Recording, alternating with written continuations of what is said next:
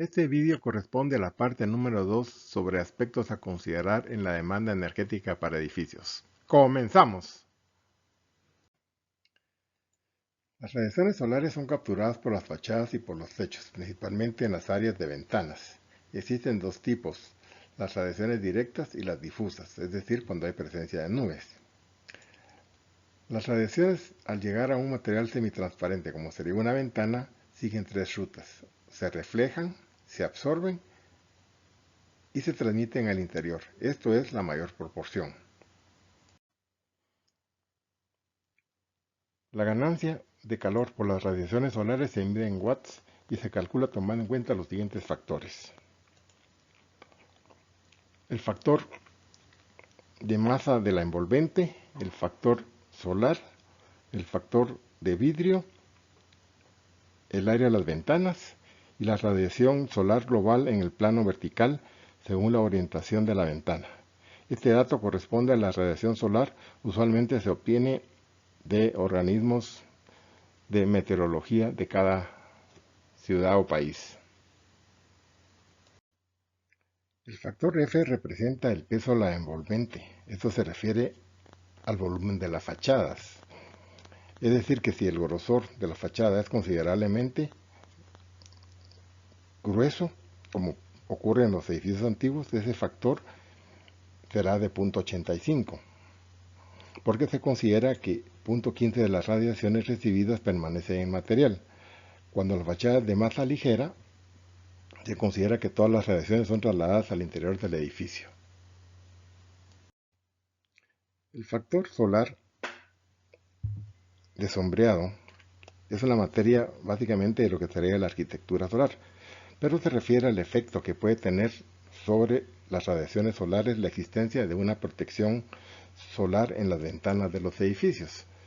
Si por ejemplo no tuvieran nada sería de 1, con sombreado externo sería 0.2, con cortinas enrollables entre 0.6 a 0.9, con cortina a media altura 0.7 y si esa cortina está totalmente bajada sería 0.4. El factor solar del vidrio depende básicamente del tipo de vidrio que se esté utilizando en las ventanas. Así tenemos el sencillo, el doble, el triple. Hay un doble o triple que a veces son llenados con gas y uno que es totalmente reflexivo. Las ganancias de calor son producidas por las personas que ocupan el edificio en función de las actividades que realizan. Si es actividad muy liviana o sin actividad física, estamos hablando de unos 100 watts por persona. Trabajos de oficina entre 110 a 130 watts.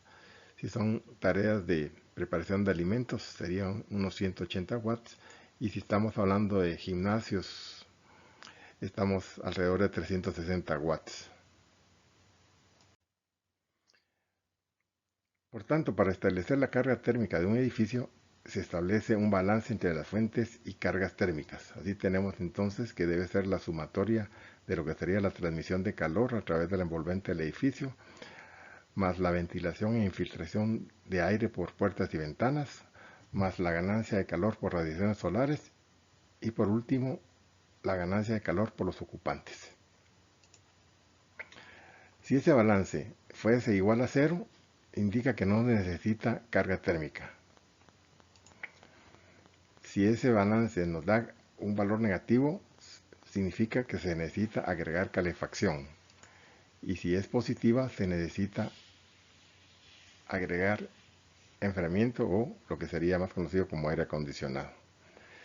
En nuestro medio la calefacción prácticamente no se utiliza, pero el enfriamiento se está empleando cada vez más. Usualmente la temperatura interior se establece entre 20 y 24 grados centígrados, pero esto representa la operación de las unidades de aire acondicionado que operen en función de la temperatura exterior.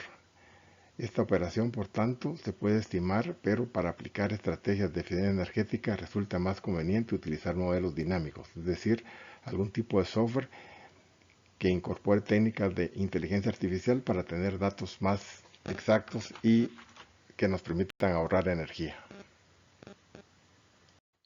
Ahora, iniciando con la demanda eléctrica, podemos decir que los sistemas y dispositivos de un edificio incluyen principalmente lo que sería la ventilación mecánica, las bombas para la circulación del agua, incluyendo también plantas de tratamiento, ascensores, iluminación externa e interna del edificio. Si estamos hablando con dispositivos eléctricos para agua caliente, también sistemas de lo que sería lavadoras de ropa, platos, etcétera, y también para fines de recreación, como podría ser contar con piscinas, jacuzzis, etcétera. Para el cálculo de la demanda eléctrica es importante mencionar algunos de los conceptos ya muy conocidos por muchos, pero no por todos, por lo tanto los incluimos. Lo que es la potencia real, medida en kilovatios, y la, básicamente, potencia que es cobrada por la distribuidora o comercializadora. La potencia total, que incluye la potencia real y la potencia reactiva. Esta usualmente se utiliza en motores de corriente alterna. El factor de potencia, que mide la relación entre la potencia real y la total, con la idea de que sea lo más cercano a 1 este valor. La potencia nominal, que es la indicada en la placa de cada dispositivo o equipo. La potencia instalada es la suma de todas las potencias nominales de los dispositivos, artefactos y equipos del edificio. El factor de utilización se refiere a la potencia consumida por el dispositivo. Por ejemplo, si un motor que trabaja a plena carga, su factor será de 100%, pero si trabaja a 3/4 de capacidad, su factor será de 75%. Esto no solo aplica para motores, podemos pensar también lo que sería la iluminación. Si las luces están encendidas, básicamente vamos a encontrar que su factor de utilización es 100%.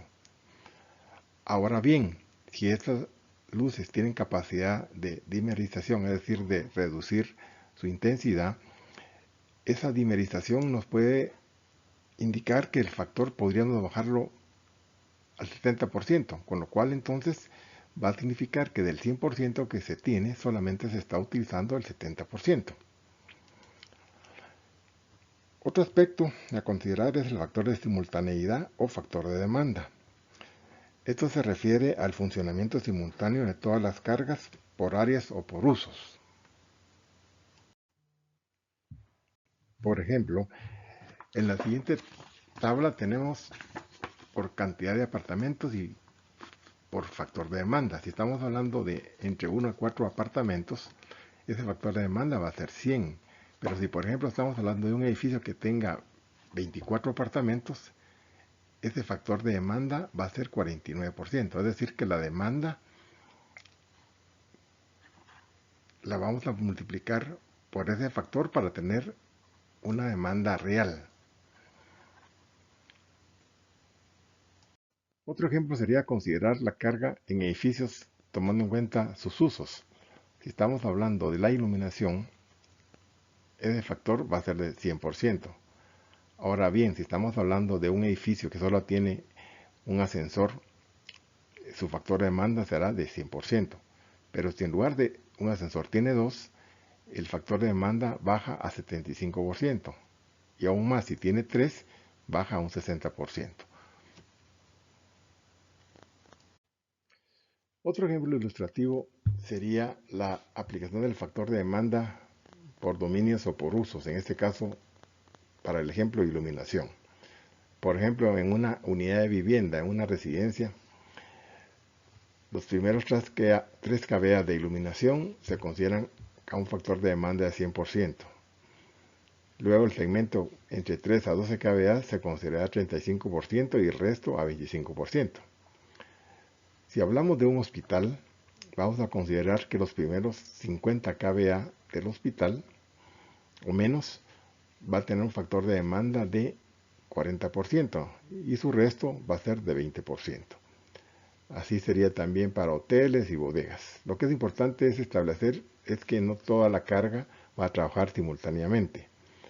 Estos son datos que hemos logrado sacar de diferentes códigos eléctricos como el NEC y otros documentos que nos permiten tener una idea de cómo se maneja el factor de demanda para el cálculo de la potencia a considerar.